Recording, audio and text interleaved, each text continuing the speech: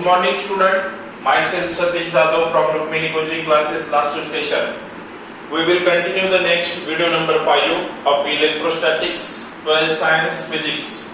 Okay, according to new syllabus आपण chapter number 8 बघत होतो electrostatics. Okay, so in electrostatics we will continue the next point, that is the force between multiple electric charges. Okay, multiple electric charges. ठीक है. So we can consider firstly planes. This is the x plane, this is the y plane. Okay, this is the origin of this xy plane. We will consider the number of charges. Suppose this is the first one q1, this is the second q2, this is the third q3, and this is the fourth q4. Okay, so आपण multiple force चार्जेसचा force बघणार आहोत, ज्या फोर्सला आपण electric force म्हणत असतो. Suppose we will consider the force acting by the second charge on first charge, the force acting by the third charge on first charge, the force acting by the fourth charge on first charge. Continuously आपण असं Q5 घेऊ शकतो up to the Qn पर्यंत घेऊ शकतो. We will consider after that. Okay, so समजण्यासाठी मी इथं 4 charges घेतले. So this is the, we will consider properly, this is the Q3 and this is the Q4.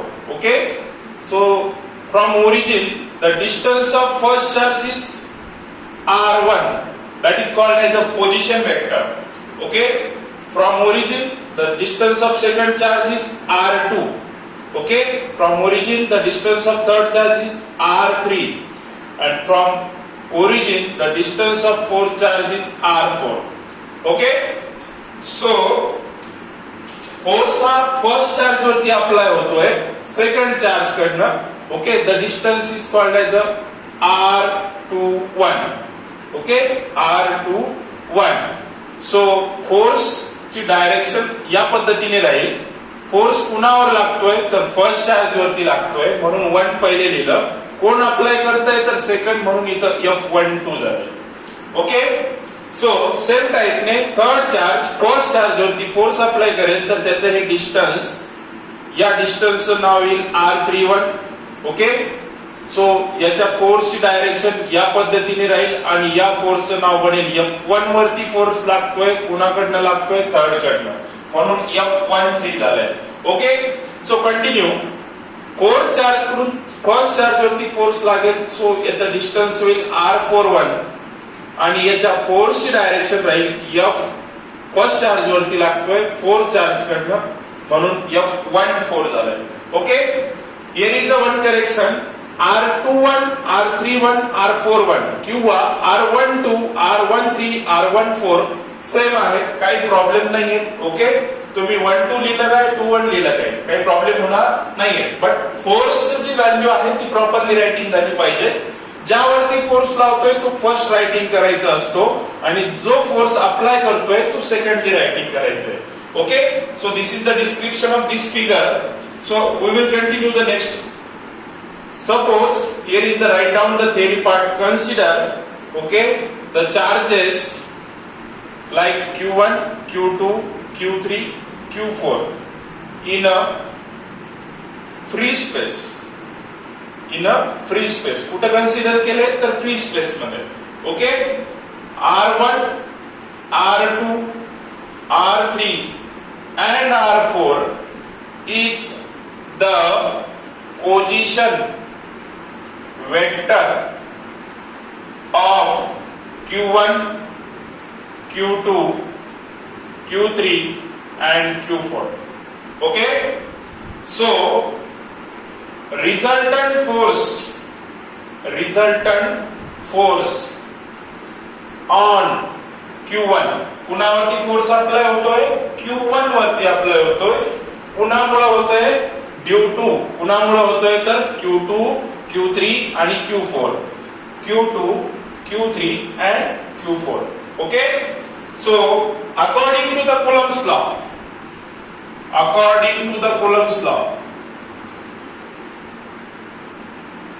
According to the Coulomb's law.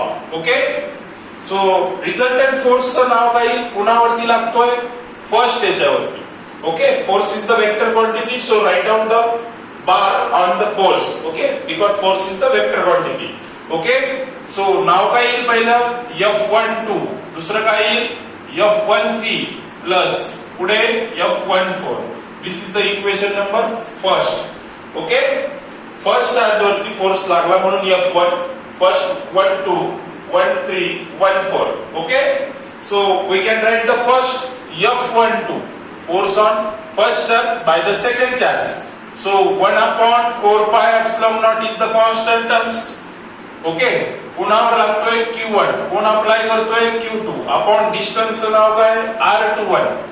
R21 चा काय होईल square into R21 चा vector, unit vector. Okay, so same type ने F13 चा होईल 1 upon 4 pi epsilon not. Q1 वरती force लागतोय, कुणाकडनं लागतोय थर्ड चार्ज कडनं, थर्ड. सो R31 चा स्क्वेअर इनटू R31 चा unit vector. Same procedure, F14 is equal to 1 upon 4 pi epsilon naught Q1 into Q4 upon R41 चा square into R41 unit vector. Okay, so F12, F13 and F14 find out झालंय. So we can put these values in equation first.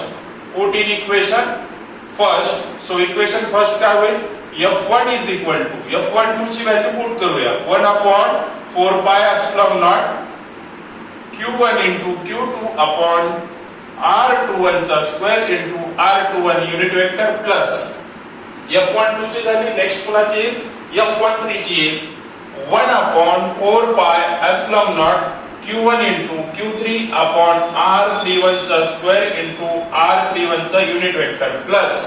Okay, F13 ची value झाली. आता आपण put करणार आहोत F14 ची value.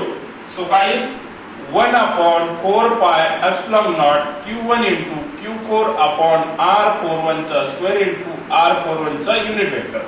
Okay, unit vector writing करा किंवा युनिट वेक्टरला डिस्क्राइब करू शकता, कारण युनिट वेक्टरची व्हॅल्यू माहिती आहे आपल्याला. Unit vector R bar is equal to R vector upon magnitude of R असतं. ओके, हे लिहिलं काय आणि हे लिहिलं काय काही फरक पडणार नाहीये. तो स्टेप्स प्रॉपरली इम्प्लिमेंट होण्यासाठी मी सिंगल टर्म्स यूज करतोय. Okay, so after that F1 is equal to common terms कुठली गेटिंग होते 1 upon 4 pi epsilon naught. इथं Q1 आहे, इथं Q1 आहे, Q1 आहे. So we can take the Q1 common, remaining values as it is. Q2 upon काय R21 चा square into R21 unit vector plus इथं राहील Q3 अपॉन R31 चा स्क्वेअर into R31 चा युनिट वेक्टर प्लस इथे राहील Q4 upon R41 चा square into R41 चा unit vector. Okay, this is the final equation of this multiple charges force. Okay, so after that आपण जर consider केलं इथं n नंबर ऑफ चार्जेस या plain मध्ये अवेलेबल असेल तर त्यावेळेला n नंबर ऑफ चार्जेस कडनं या फोर्स चार्ज वरती ज्या वेळेला फोर्स लागेल तर याच इक्वेशन मध्ये आपण या इक्वेशनला या पद्धतीने रायटिंग करू शकतो, कारण फर्स्ट चार्ज वरती फोर्स लागणार आहेत म्हणून F1 लिहिलं. ओके, कुणाकडनं लागणार आहेत तर F12 कडनं लागणार आहेत. Next F13 plus next F14 up to the कुठपर्यंत असेल असा n नंबर ऑफचा जो चार्ज असेल F1n त्याच्याकडनं फोर्स अप्लाय होईल. ओके, आणि यासाठी फॉर्म्युला इम्प्लिमेंट केला तर हाच फॉर्म्युला नेक्स्ट होईल F1 is equal to he common terms as it is राहील 1 upon 4 pi epsilon naught because it is a constant. Okay, so कुणावरती फोर्स लागतोय first, remaining values as it is Q2 upon R21 चा square into R21 चा unit vector plus Q3 upon R31 चा square into R31 चा unit vector plus dash dash dash असं कुठपर्यंत आहे तर n number of charge Qn upon R काय होईल n1 चा स्क्वेअर into Rn1 चा unit vector. Okay, this is the form of n number of charges. Okay, and this is for the 4 charges we will consider in x y plane. Okay, but आपण ज्या वेळेला n number of charges consider करू तर हाच formula या पद्धतीने describe होईल. Okay, so so simple आहे, प्रॉपरली इम्प्लिमेंट करायचं, कुठल्याही प्रकारची डिफिकल्टी येणार नाही. Okay, so take the screenshot. We will continue the next video.